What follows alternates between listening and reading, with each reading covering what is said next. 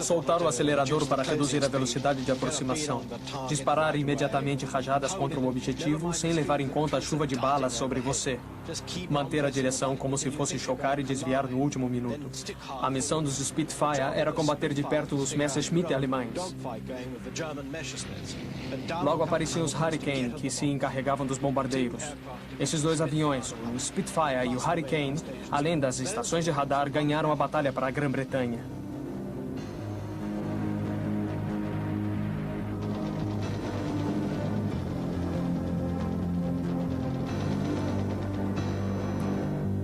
Tudo sobre aviões de combate.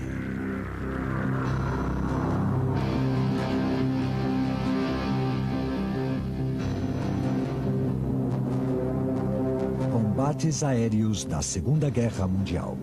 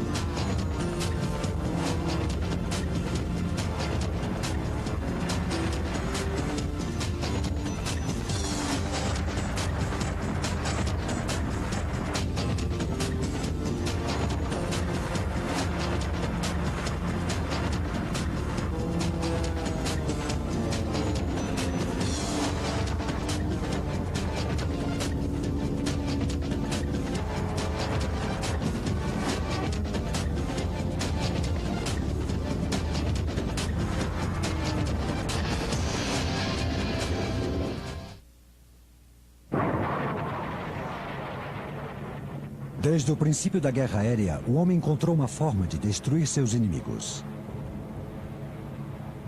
As técnicas básicas de combate aéreo evoluíram para escoltas biplanos nas trincheiras da Primeira Guerra Mundial.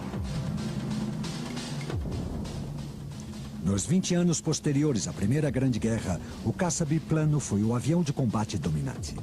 Mas o constante avanço tecnológico logo o converteu em obsoleto. As competições de hidroaviões Schneider Trophy nos anos 20 e 30 foram um particular estímulo para o desenvolvimento dos caças.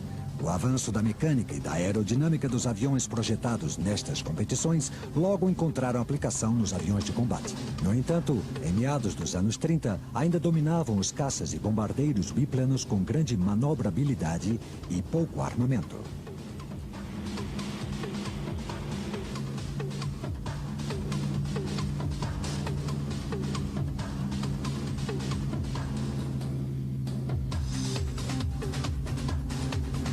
Este período marcou uma nova geração de aviões de combate monoplanos que substituíram os últimos caças biplanos como o Gloster Gladiator britânico.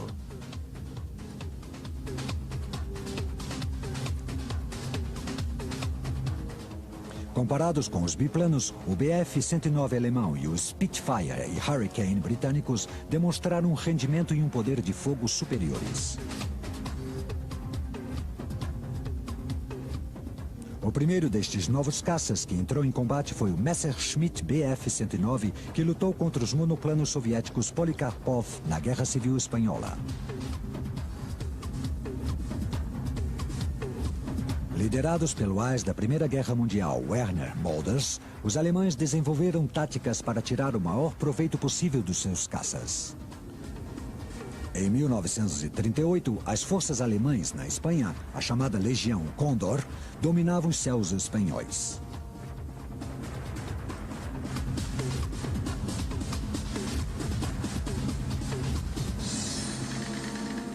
Gradualmente apareceram versões melhoradas do Bf-109, como o Bf-109E, armado com canhões ou EMIL.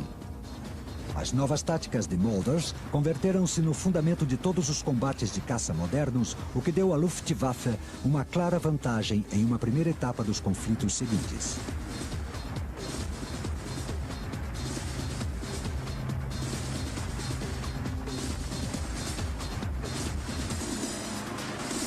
No primeiro ano da Segunda Guerra Mundial, o Blitzkrieg alemão arrasava tudo que estivesse no seu caminho.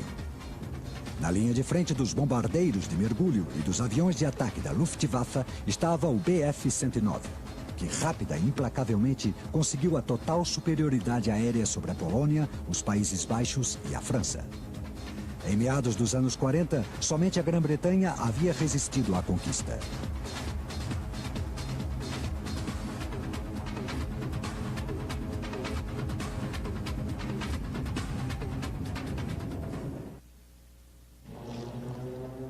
As inovações feitas a partir do avião de competições Schneider Trophy alcançaram sua maior expressão com o Supermarine Spitfire. Projetado por Reginald Mitchell, foi sem dúvida o melhor caça britânico da Segunda Guerra Mundial. Os primeiros Spitfire entraram em serviço na Força Aérea Britânica em agosto de 1938. Com os Hawker Hurricane, formaram a espinha dorsal da defesa aérea da Grã-Bretanha um ano depois de começada a guerra. Sem dúvida, o poder dos caças na Segunda Guerra Mundial tornou-se evidente no verão de 1940. Depois de conquistar o continente europeu, Hitler concentrou a sua atenção na invasão da Grã-Bretanha. Em 1º de agosto de 40, enviou esta ordem desde o seu quartel. Para criar as condições necessárias para a conquista final da Inglaterra, a Luftwaffe deve superar a Força Aérea Britânica com todas as forças disponíveis no menor tempo possível. A Operação Sea Lion, Leão Marinho, havia começado. Hitler tinha à sua disposição o poder da Luftwaffe com mais de 2.500 aviões de combate organizados em 3 Luftflotte. Os seus aviões eram os caças, os bombardeiros de mergulho e os bombardeiros mais modernos da Europa, tripulados por pilotos que atuaram na Espanha. A seu favor, os britânicos tinham a vantagem de contar com um moderno radar e uma cadeia de estações que podiam detectar a uma grande distância os ataques alemães. Essas estações estavam conectadas a uma eficiente rede de controle da defesa aérea. Os primeiros ataques importantes destruíram comboios da Marinha Britânica no Canal da Mancha. Os bombardeiros em mergulho Stuka receberam o apoio de caças de escolta Bf-110 com grande raio de ação.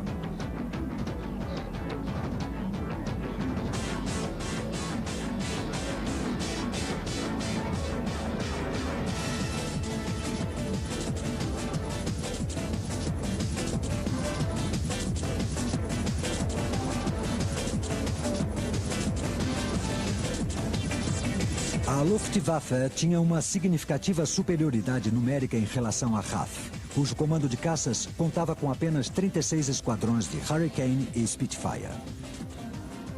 Logo, os seus pilotos tiveram que realizar inúmeras missões diárias enfrentando-se à Luftwaffe em violentas batalhas aéreas.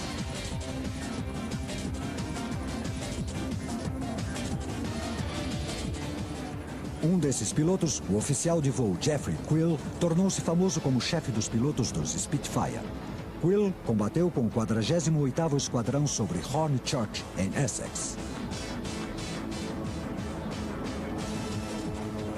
Quando a batalha esquentava, a missão do esquadrão de Spitfires era subir, enfrentar a escolta de caças alemães e deixar passar os bombardeiros. Podíamos ver uma formação enorme de bombardeiros aproximando a 3.600 metros, mas devíamos ignorá-los. Acima estavam seus caças de escolta. Nossa missão consistia em enfrentar esses caças e dispersá-los enquanto os bombardeiros avançam de modo inexorável.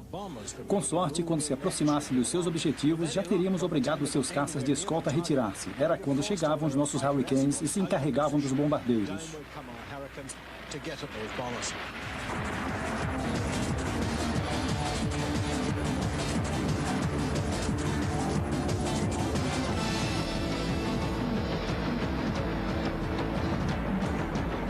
O Major Adolf Galland liderava um grupo do Esquadrão de Caças 109 alemães, o Jägerswehr 26.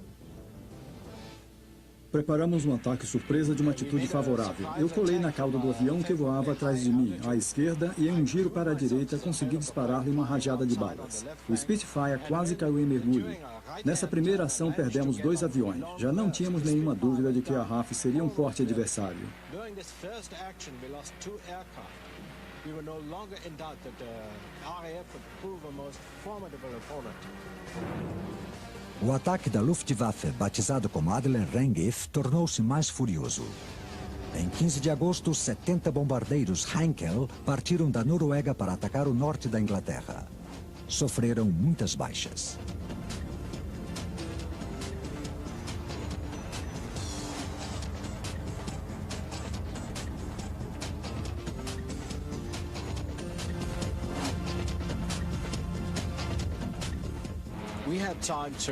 Tivemos tempo para dar a volta e atacar os bombardeiros por baixo.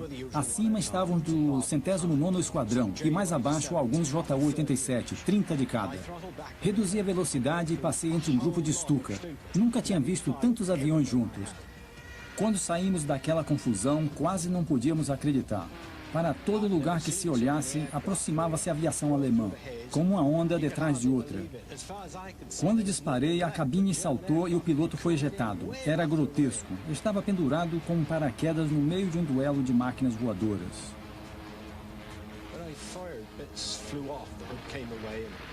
Then the pilot bailed out. He looked incongruous, hanging there, a wingless body on a parachute in the midst of this duel of winged machines.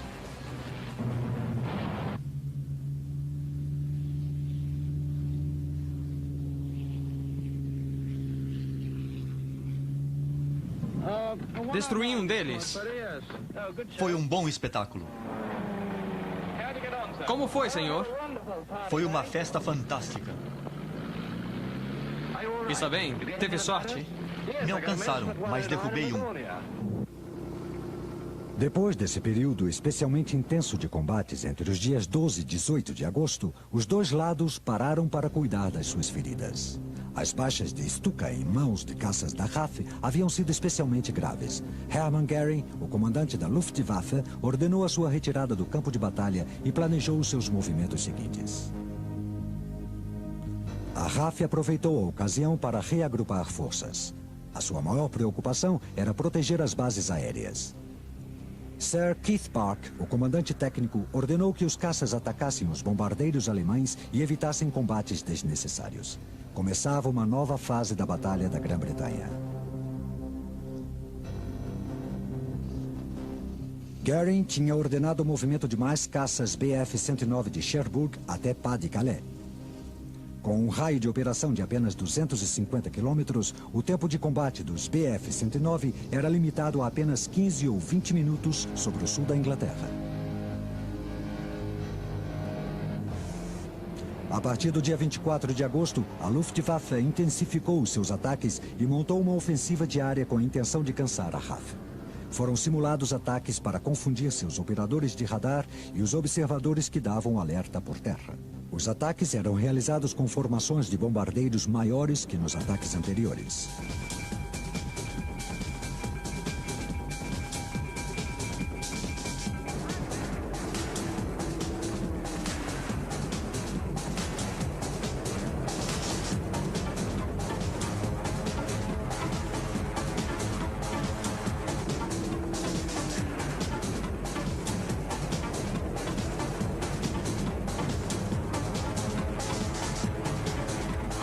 O líder do esquadrão, Peter Townsend, fez entrar em combate o 85º Esquadrão de Devon.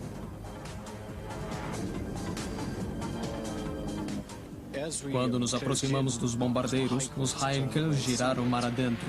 Uma dúzia de B-110 imediatamente formou um círculo defensivo. Um pouco depois, o Bf-110 passou desastradamente pela minha proa. Em sua tentativa inútil de escapar, o aparelho que me propunha destruir apareceu pateticamente humano. Era um tiro muito fácil. Durante alguns segundos, evitamos os Messerschmitt.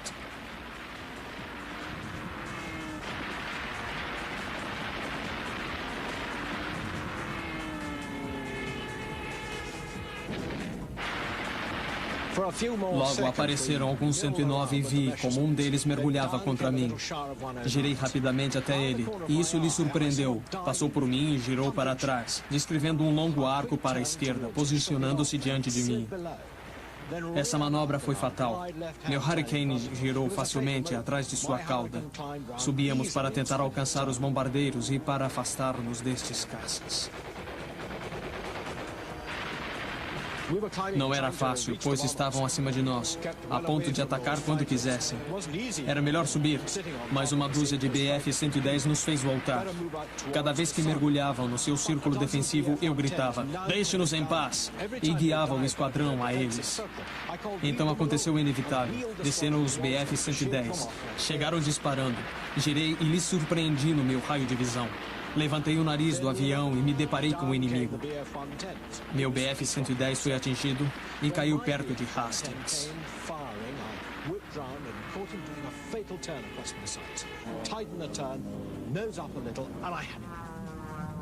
The ME-110 staggered, and then stalled and dived to earth near Hastings.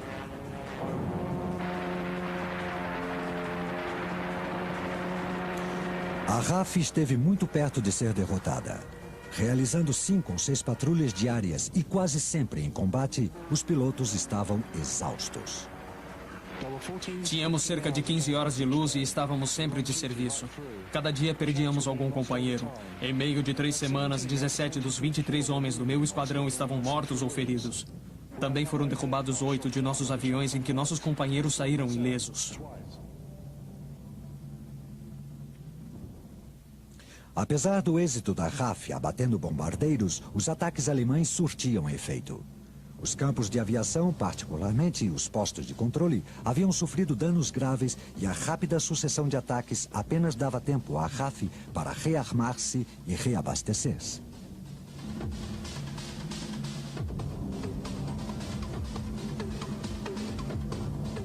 O alto comando alemão pensou que a vitória estava próxima, dando a ordem para que os barcos se preparassem para a invasão. O bombardeio dos campos de aviação continuava no começo de setembro.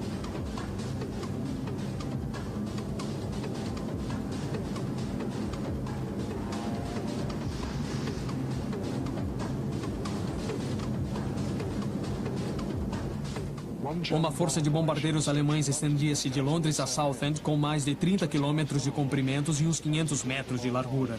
A visão da escolta mais acima era aterradora. O comando de caças da RAF sofria uma importante falta de pilotos e de aviões. Em 2 semanas, havia perdido 25% dos seus homens. Não se podia permitir a rotação de esquadrões porque não havia suficientes pilotos experientes e descansados para enviar ao sul de outros grupos. Em 2 semanas, o comando de caças havia perdido 466 aeronaves. Para as substituir, havia recebido 266 reparadas ou novas.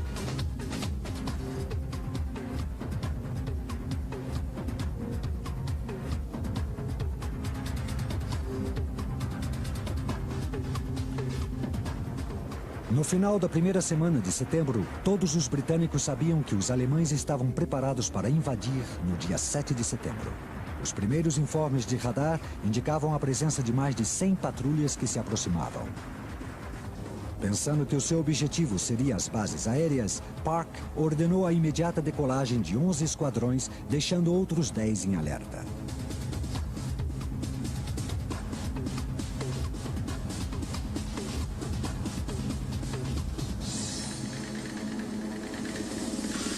Pouco depois, viu-se que o objetivo era Londres. As vítimas civis e os danos causados foram imensos. Deu-se o alerta de invasão número 1. O ataque é iminente.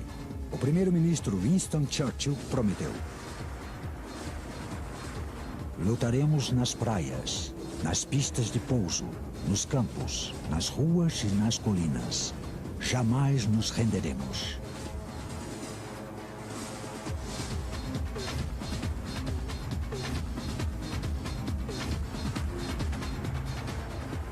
No entanto, Goering cometeu o erro de desconsiderar em seu ataque as bases da aviação da RAF em Londres. Os bombardeios continuavam durante a noite.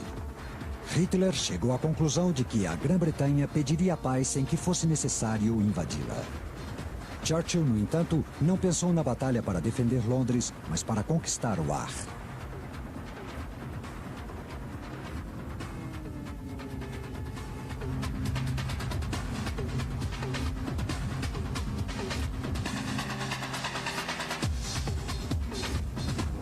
A Adolf Galland escreveu: Qualquer encontro com caças britânicos exigia o máximo esforço.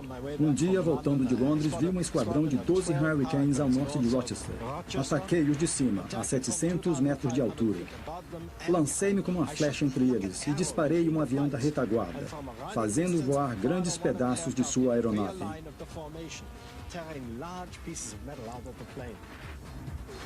Todas as noites chegavam os bombardeiros, causando grandes estragos em Londres. Fez-se uma trégua de quase uma semana.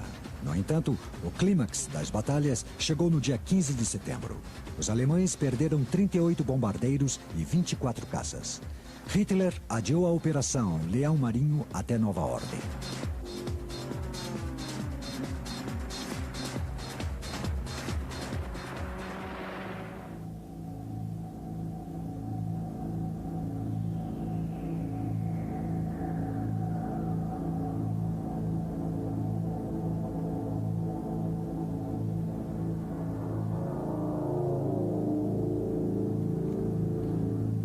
Os aliados ganharam a Batalha da Grã-Bretanha. Os planos de Hitler para a invasão foram frustrados. A Grã-Bretanha sobreviveu ao seu momento mais sombrio.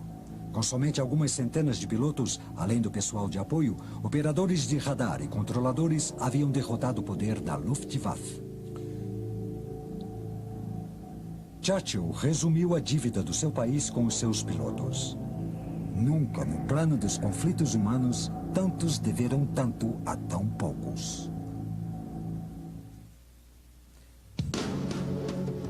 Eclipsando qualquer outro objetivo estratégico da Alemanha durante os 2 primeiros anos da guerra, estava a determinação de Hitler em atacar e derrotar a União Soviética.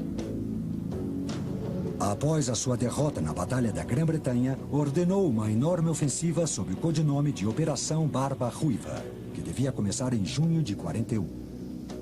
A formação invasora se estendia do Báltico ao Mar Negro. As 3 forças terrestres do exército, mais de 130 divisões e 2 milhões de soldados, eram apoiados por 4 Luftflotten com quase 1.700 aviões de combate.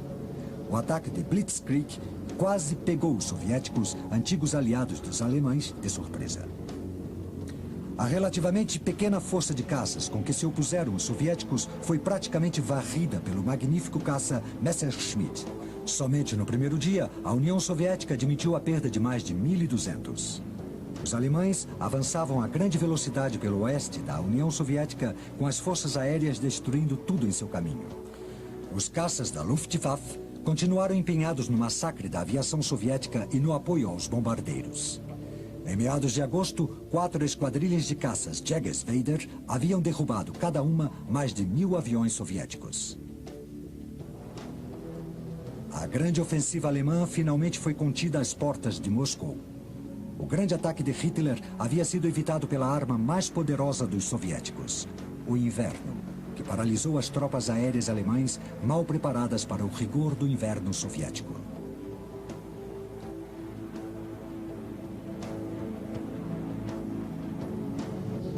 Este breve descanso permitiu aos soviéticos reagrupar as suas forças e organizar um contra-ataque em dezembro de 41. Também eram construídos rapidamente novos tipos de caças. Os pequenos e rápidos Polikarpov foram substituídos pelos mais modernos caças Yak, MiG e Lag. A invasão japonesa da Manchúria, no norte da China, foi um aviso profético para as potências asiáticas da chegada do Blitzkrieg ao Extremo Oriente. Os caças P-40 do grupo de voluntários americanos de Burma e China lutaram com bravura. Em 4 meses, derrubaram 150 aviões inimigos, mas isso apenas atrasou o ataque japonês. Os P-40 logo ficaram defasados e superados por caças japoneses mais rápidos.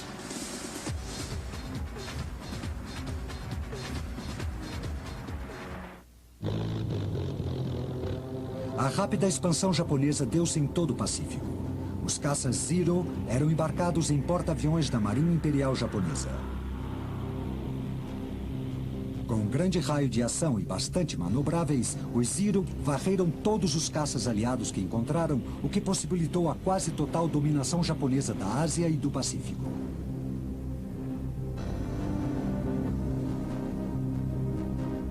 Para fazer frente ao Zero, o melhor caça naval de que dispunham os aliados no início da guerra no Pacífico era o Grumman Wildcat. Apesar de menos ágil que o Zero, era mais resistente e estava fortemente armado, permitindo que a força norte-americana sobrevivesse a batalhas como Pearl Harbor, Mar de Coral e Midway.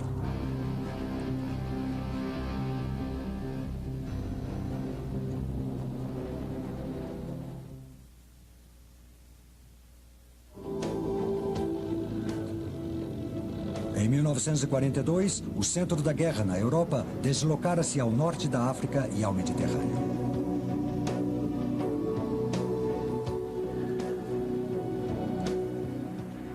Os caças italianos Fiat, Macchi e Reggiani combateram os Hurricane e os Mark V Spitfire. Apesar de manobráveis, normalmente tinham pouca potência e estavam mais equipados.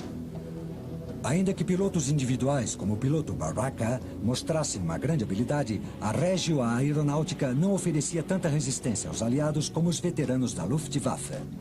Pilotando um Bf-109 Hans Joachim Marseille, abateu 158 aviões no Mediterrâneo.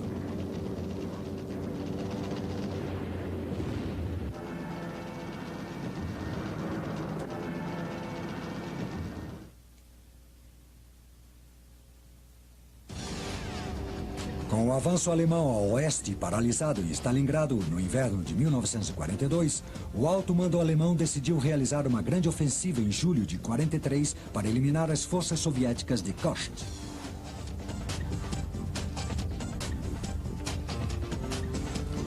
Em meados de 43, as forças aéreas soviéticas se reequiparam com aviões de ataque e caças mais modernos como Bell P-39 Airacobra. Os Estados Unidos enviaram milhares de aeronaves com o programa Lend-Lease. Pela primeira vez, os soviéticos contavam com caças que podiam ser equiparados aos melhores da Luftwaffe. Os Yakovlev Yak-379 e os Lavochkin LA-5FN eram rápidos, ágeis e a baixa e média altitude podiam combater corpo a corpo com tanta eficiência como seus adversários, o FW-190 e o Bf-109G.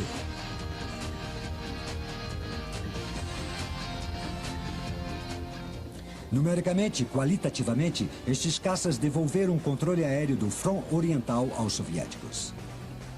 Seguindo a filosofia soviética, eram duros, fáceis de construir e fáceis de pilotar. Podiam operar em condições climáticas difíceis e voltar para casa ainda que avariados.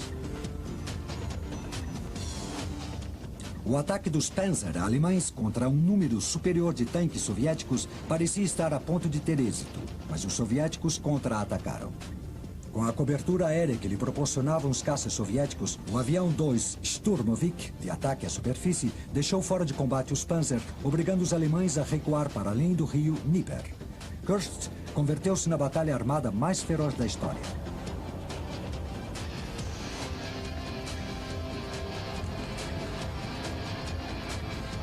A partir de então, os aviões soviéticos passaram a ofensiva.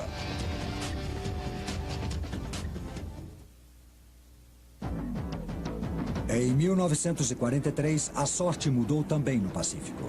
Com a chegada do Grumman Hellcat, os norte-americanos tinham finalmente um caça naval que podia superar o Zero.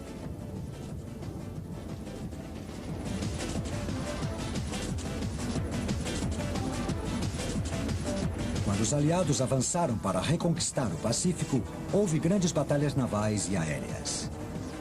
A proteção dos porta-aviões era a principal missão, e o Hellcat converteu-se no caça naval de maior êxito da história.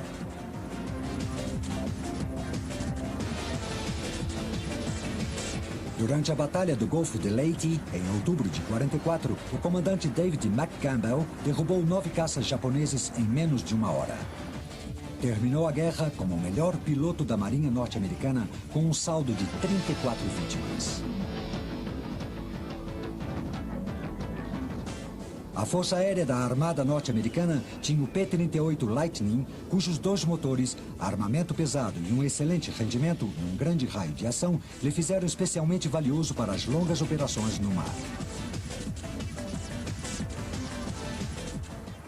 Uma missão épica em que se utilizaram estes atributos ao limite foi a que abateu o bombardeiro Betty, que transportava o responsável pelo ataque japonês a Pearl Harbor, o almirante Yamamoto.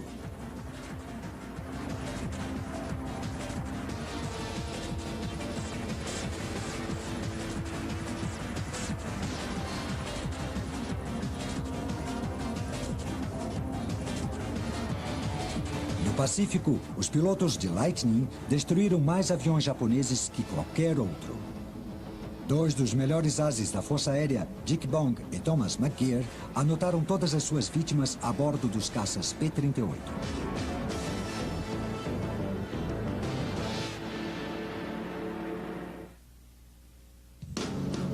O suficiente para escoltar os bombardeiros ao centro da Europa das bases na Inglaterra. Escoltados todo o trajeto até os seus alvos, os bombardeiros podiam realizar sua principal missão: destruir a máquina de guerra alemã.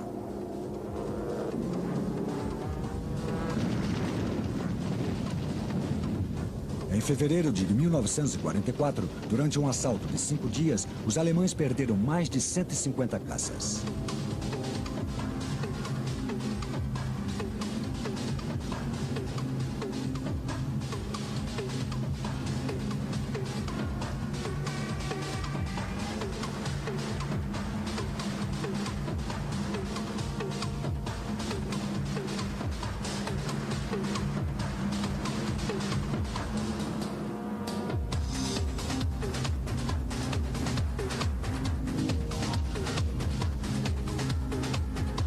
Em 1944, já se encontrava na defensiva.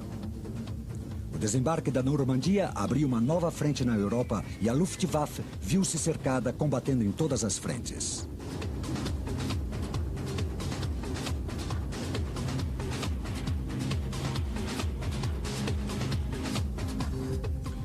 Quando o exército alemão foi obrigado a recuar até os limites do Reich, a intensidade dos combates aéreos aumentou. Os pilotos alemães lutavam para defender o seu país.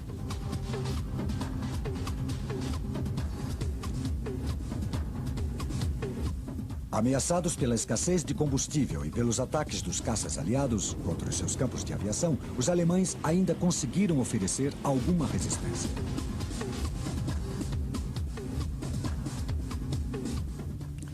Na frente oriental, a contraofensiva ganhava força. Em março de 1944, a Luftwaffe colocava no ar cerca de 330 caças ao longo de 3.000 quilômetros de fronteira para cobrir a retirada do exército alemão. Enfrentando-se a eles, havia uns 3.000 aviões soviéticos, dos quais aproximadamente a metade eram Yak e Lavochnik, caças na linha de frente. Surpreendentemente, a Luftwaffe foi capaz de voltar a contra-atacar. Em março de 44, 2 esquadrilhas de caças, a JG-51 e a JG-54, haviam abatido um total de 7.000 aviões inimigos. A cada bombardeiro aéreo, os aliados reduziam um pouco mais o poderio da Luftwaffe. Além da escassez de combustível, os pilotos combatiam em intensas batalhas aéreas. Os pilotos experientes, mortos em combate, não puderam ser substituídos.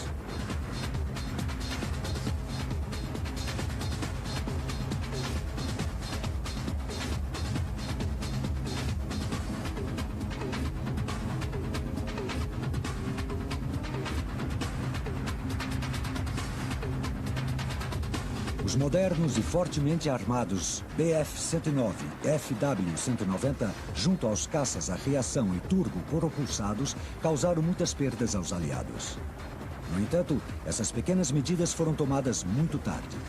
Enquanto os aliados avançavam pelo norte da Europa e os soviéticos lutavam nas ruas de Berlim, em maio de 45, a tão falada Luftwaffe realizava suas últimas batalhas.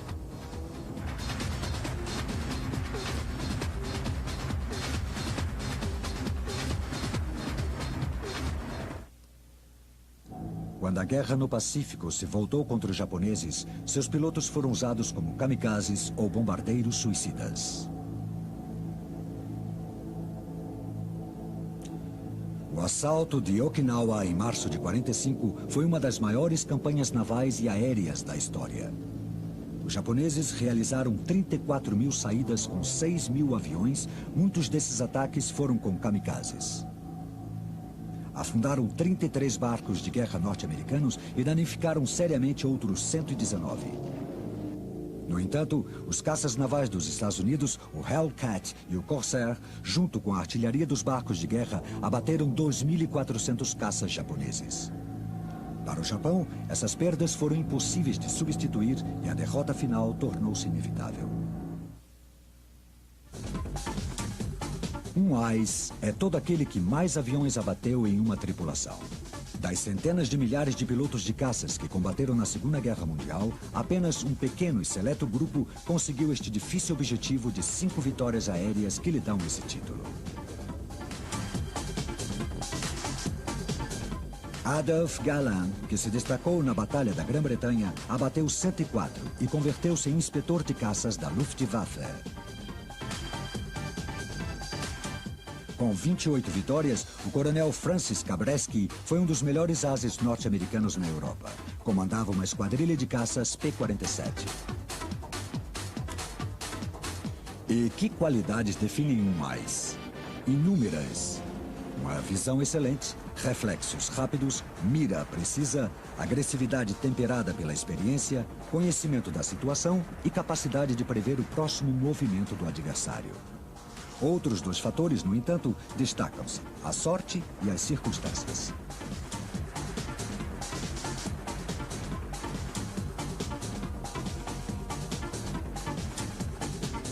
O AIS que mais vitórias conseguiu ao largo da história foi o Major Eric Hartmann, que terminou a guerra com a incrível marca de 352 aviões abatidos.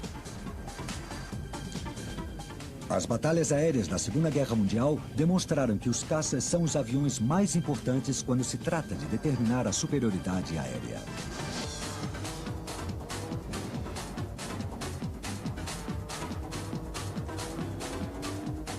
O domínio aéreo permite que as operações terrestres ou outras operações possam ser realizadas com segurança e sem oposição.